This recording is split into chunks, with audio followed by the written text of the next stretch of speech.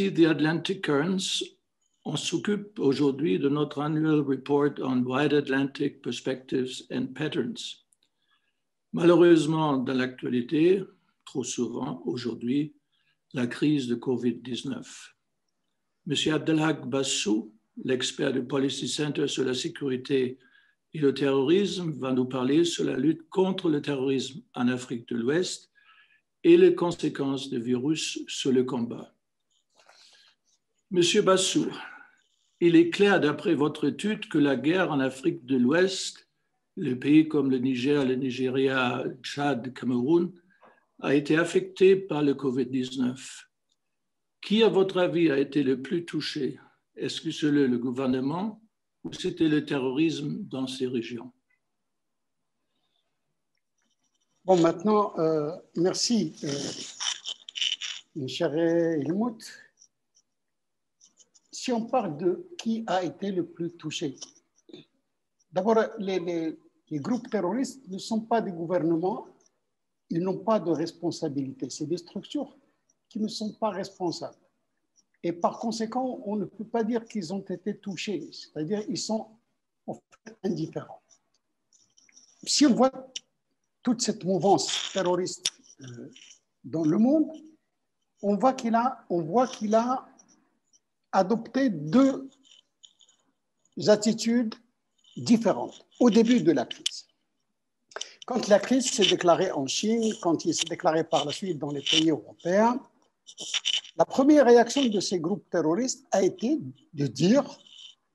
d'adopter le virus comme étant l'un des leurs, de dire que Dieu a envoyé le virus pour nous aider contre les Chinois qui maltraitent les Ouïghours, contre les Occidentaux qui sont impies, contre ces gouvernements en Afrique de l'Ouest et au Sahel qui nous oppriment, qui sont en dehors de la voie de Dieu, c'est-à-dire qui sont en dehors de la doctrine extrémiste.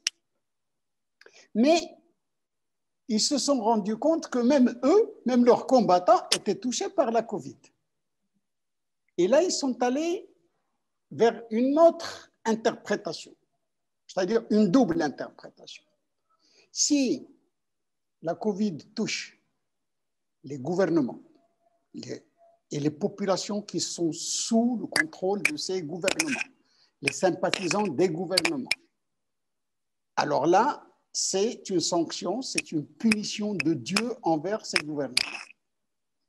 Et si le virus touche les combattants ou les extrémistes, c'est une épreuve divine pour un peu examiner le degré de foi de ces combattants. Donc, cette double interprétation a permis aux groupes terroristes, du point de vue de la doctrine, il leur a permis de s'en sortir.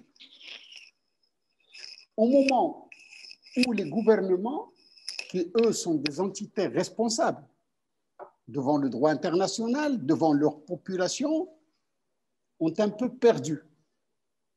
Parce que ces gouvernements se sont trouvés d'abord devant une double lutte, lutter contre le terrorisme et lutter contre le Covid, contre la Covid-19.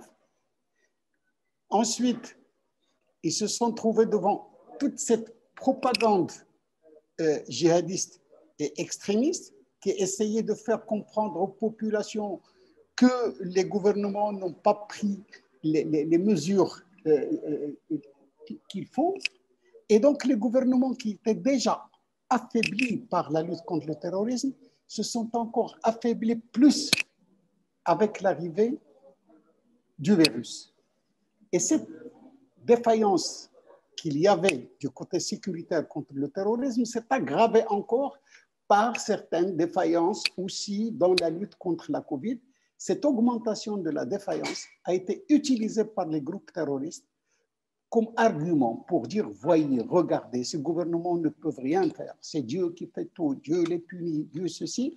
Et donc ça a été un argument qui, à mon avis, a beaucoup plus profité aux groupes terroristes qu'au gouvernement. Dans votre recherche, vous implorez une absence de réaction collective face au terrorisme, mais aussi d'une absence de motivation qui paraît résider dans l'absence d'une perception et d'une vision politique commune à l'ensemble des États dans cette région. Concernant le fléau terroriste surtout, n'est-il pas un peu prématuré de blâmer le problème de la région de l'Afrique de l'Est seulement sur la pandémie mondiale qui nous a affectés depuis 2020? Voilà. Je crois que quand on essaie d'évaluer, on ne blâme personne sur aucun sujet. Ce qu'on fait, c'est surtout constater, voir ce qu'il y a. Du côté de la perception commune, on peut prendre l'exemple du G5 Sahel, des 5 pays qui sont au Sahel. On peut prendre l'exemple de toute l'Afrique de l'Ouest. On peut même prendre l'exemple de la coopération internationale. Pourquoi j'ai mis l'accent sur cette question de perception commune? Parce que c'est la perception qui est le moteur, qui motive pour lutter. Et donc, si vous luttez contre le terrorisme, en vous disant, écoute, oui, moi je participe à cette lutte, moi chez moi, dans mon pays, il y a eu 0 attentat. L'autre dit, oui, moi dans mon pays, il n'y a eu qu'un seul attentat. Même les forces internationales vous disent, nos forces ont neutralisé tel et tel. Mais on ne se rend pas compte, ou bien on ne prend pas en compte la souffrance des autres. Donc, il y a ce manque de perception commune fait qu'il y ait un manque de solidarité. Vous prenez les 5 pays du G5 Sahel. Il y a 3 pays qui souffrent. C'est le Mali, le Burkina et le Niger, dans la zone de 3 frontières, donc de l'Iptako-Gourma. Mais on continue à voir les 2 autres qui vous disent, nous sommes forts. Ils ne disent pas que nous sommes toujours en danger. Ils ne disent pas que c'est un échec de nous tous. Donc, c'est comme si on disait que c'est l'échec du pays qui est touché. Même chose pour l'Afrique de l'Ouest. Chaque pays, d'une manière, je dirais, presque égoïste ou individuelle, vous dit « moi j'ai fait chez moi, moi j'ai fait chez moi », sans se rendre compte qu'au fait, ce qu'on doit assurer ou ce qu'on doit sécuriser, c'est toute une région. Ce n'est pas seulement un pays. Et donc, c'est pour ça que je dis que cette coopération, il lui manque un peu le moteur. Et ce moteur, c'est une perception commune. C'est que chacun des pays de l'Afrique de l'Ouest, chacun des pays du G5 Sahel, doit se dire, nous avons échoué ensemble ou nous avons réussi ensemble. Or, ce que nous voyons actuellement, ce sont des réactions de pays pour parler de chez eux.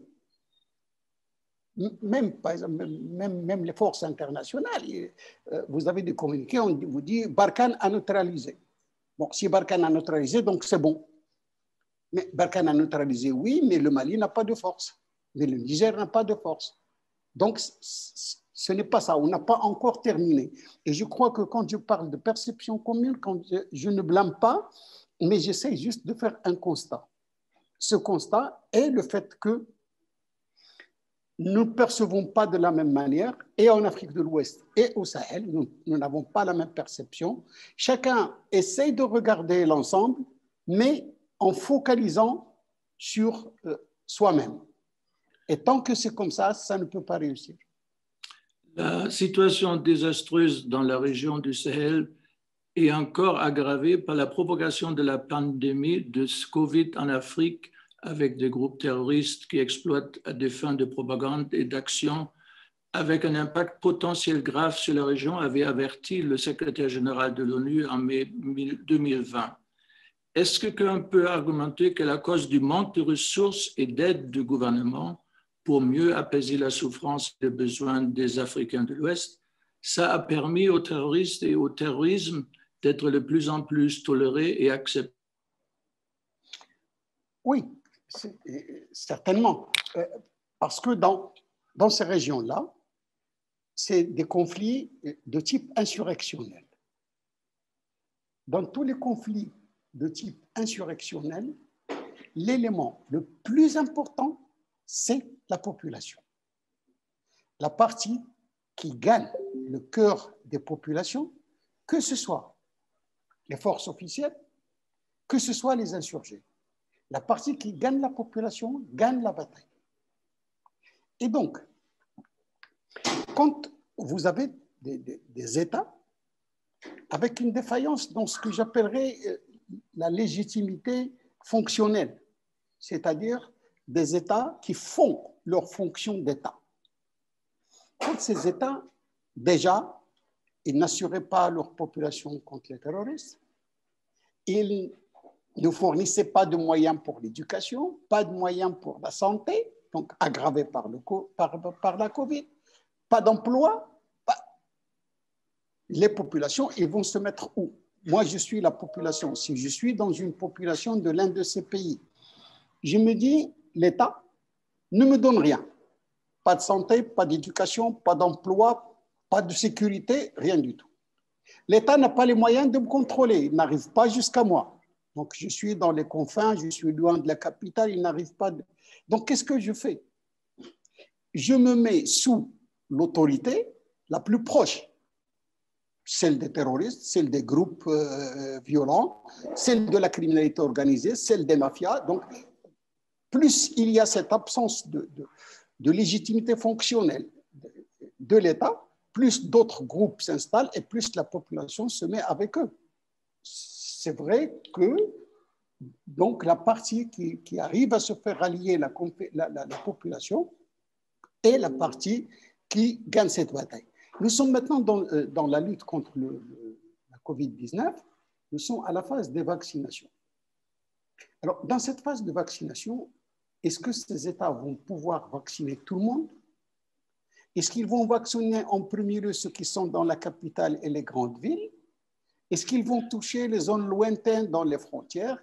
Eh bien là, c'est l'opportunité pour les groupes terroristes d'aller voir les zones grises, là où l'État n'a pas agi, là où l'État n'a rien fait, pour leur dire, regardez, vous êtes marginalisés. Personne ne vient vous voir. Personne ne s'intéresse à vous pour vous vacciner. Et donc, ils vont gagner les cœurs de ces populations. Là, ça crée même, je ne sais pas, je fais l'hypothèse que quand on envoie des vaccins dans ces pays, il faut bien les surveiller parce que les groupes terroristes seraient peut-être tentés de voler ces vaccins pour vacciner les populations qui sont à côté d'eux. Et donc, pour dire, nous, on vous a donné le vaccin, l'État ne vous a pas vacciné. Et je reviens donc à cette question de guerre insurrectionnelle. C'est toujours la population qui est au centre, qui est l'enjeu, et celui qui gagne les cœurs des populations gagne la bataille. D'autres pays comme la France peuvent-ils contribuer à renforcer la sécurité dans ces régions, notamment en cette période d'incertitude mondiale? Bon, si je prends la région du Sahel, la France y est depuis 2013. Personne ne peut nier l'effort qui est fait par la France dans cette région. Maintenant, on le verra peut-être dans une autre question, il y a cette question de traiter le symptôme ou traiter la racine. Ce n'est pas une question d'aider en matière de sécurité. La France ne peut pas rester éternellement là-bas à assurer la sécurité. Et encore, dans quelles conditions? La France peut aider, oui, mais je crois que la France commet tout l'effort qu'il fait du côté de la sécurité. Peut-être il y a encore un effort à faire, non pas par la France toute seule, mais par la communauté internationale, pour essayer un peu de chercher dans les racines du mal. Dans les racines du mal, dans les questions de gouvernance, dans les questions de politique, dans les questions de société, dans les questions de réconciliation nationale, dans les questions de justice sociale, dans d'autres questions. Parce que on ne peut pas dire que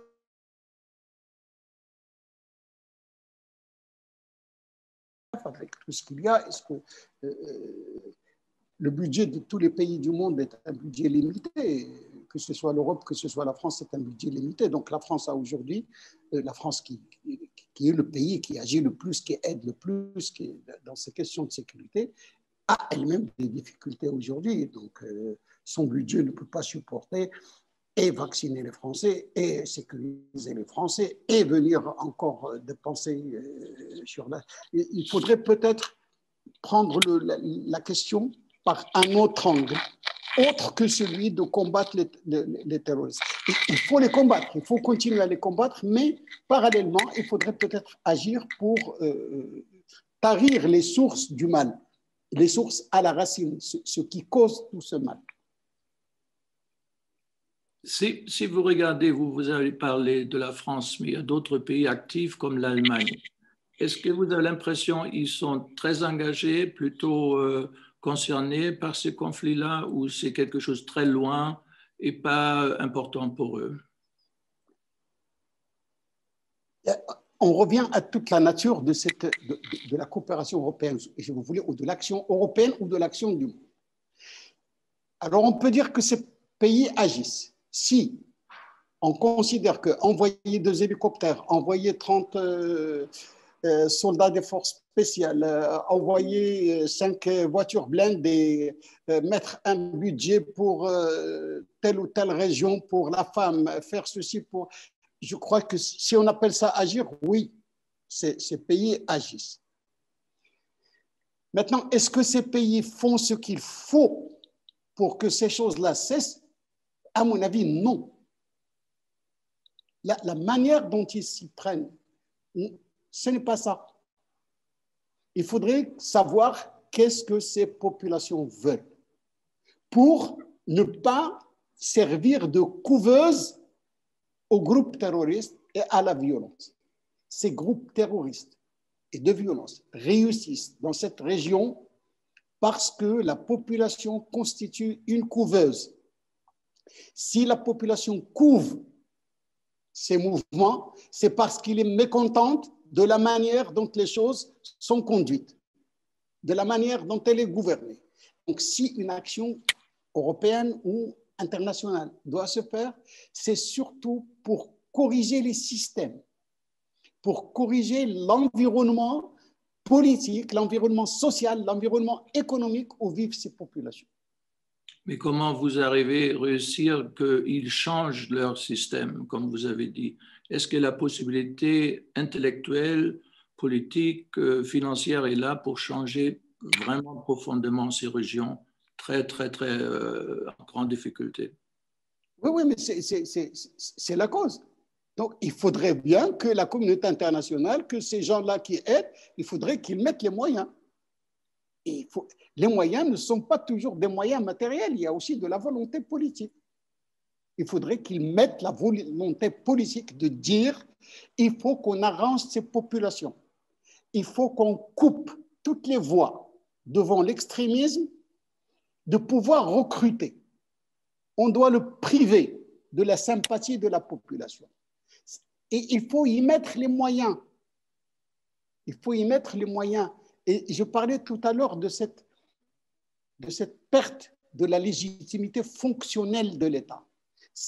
Quand il y a des États qui n'arrivent pas à faire leur devoir d'État, comment voulez-vous que la population puisse ne pas couver le mafieux, le terroriste, l'extrémiste, tout ce qu'on veut? Mais les moyens sont là, il y a des moyens qui sont aujourd'hui en train d'être utilisés, mais d'être utilisés dans le tout sécuritaire. Il semble que votre évaluation est un peu optimiste, mais pour l'avenir de la guerre, très pessimiste.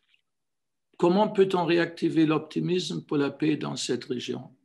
Au moment que nous sommes aujourd'hui, le monde est déstabilisé, en difficulté, et le Mali, Niger et tout ça, c'est pour les Européens, les Américains, pas tellement important. Je reviens peut-être d'une manière très têtue sur ma conviction. Il y a aujourd'hui, il y a ce programme africain de faire taire les armes vers 2020. Bien, il y a un prétexte, il y a une cause, une raison. On dit qu'à cause de la Covid, ce programme n'a pas pu être mis à jour ou être exécuté. Maintenant, est-ce que vraiment, en Afrique, les conditions qui se présentent devant nous, est-ce que vraiment ce sont des conditions qui nous aident à faire taire les armes en Afrique, que ce soit en 2020 ou en 2030? Si ça continue comme c'est actuellement, je ne crois pas qu'on puisse faire taire les armes. D'abord, il y a une chose. C'est qu'il s'agit de deux actions qui doivent être conduites en parallèle. Traiter les conflits actuels, traiter les foyers de tension, de violence actuelle. Mais en même temps, agir pour qu'il n'y ait pas de nouveaux foyers. Or, aujourd'hui en Afrique, on est en train peut-être de trouver la solution en Libye. Il y a une situation qui est en train de naître en Éthiopie. Vous essayez de faire taire le terrorisme au Sahel et dans le bassin du lac Tchad. Il y a un autre foyer qui est en train de naître au Mozambique, dans la province du Cabo Delgado. Donc, à quoi sert de faire de l'effort? Donc, on va revenir à ce mythe de Sisyphe. Si à chaque fois que vous essayez de tarir un foyer, il y a un autre qui naît. Et c'est là où je crois que l'Afrique et les partenaires de l'Afrique doivent revoir un peu leur copie. La question n'est pas une question de violence la question est quelles sont les conditions dans ces pays africains qui aident ou qui alimentent ces phénomènes de violence, d'extrémisme, de terrorisme, de djihadisme, de tout ce qu'on veut. Quelles sont les causes? Si on ne traite pas les causes, on va continuer à éteindre le feu par là, il s'allumera de l'autre côté, à l'éteindre ici, à l'éteindre aujourd'hui, il s'allume demain. Donc, on va continuer dans cette manière. C'est ce qui me rend un peu optimiste pour cette question de faire taire les armes, c'est qu'on ne crée pas les conditions pour faire taire les armes. Si on crée des conditions de gouvernance, des conditions de management économique, des conditions de conduite et d'attitude envers les populations, eh bien, le terrorisme va petit à petit s'éteindre parce qu'il n'aura plus de recrues. Il n'y aurait plus personne. Les questions d'éducation des jeunes, par exemple.